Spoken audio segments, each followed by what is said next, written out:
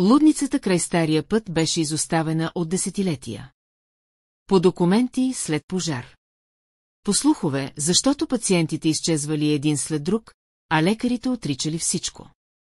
Сградата все още стоеше, скрита зад ръждяса лапорта. Вятърът събаряше керемиди, а прозорците гледаха като празни очи. Една група студенти по психология решиха да влязат там за проучване.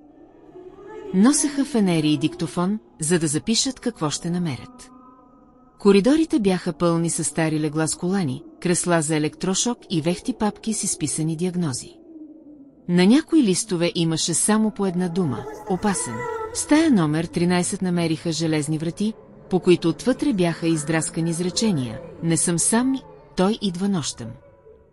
Докато преглеждаха папките, диктофонът започна да пращи и записа странни звуци, тежко дишане, сякаш някой зад тях.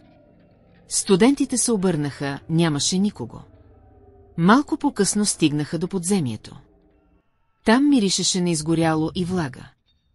Един от тях освети с фенера стената, беше изписана с нещо тъмно. Аз още съм тук.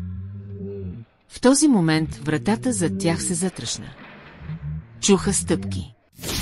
Но стъпките не бяха на човек, бяха хаотични, влачещи се, все едно много крака вървят едновременно. Фенерите им примигваха. Един от студентите е най-скептичният и скреща, че всичко е глупост и се затича напред. Останалите чуха вика му, а после тишина.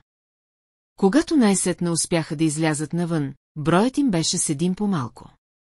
Никога не намериха колегата си. Но на следващия ден на портата на лудницата се появи надпис, издраскан сякаш отвътре, остана с нас.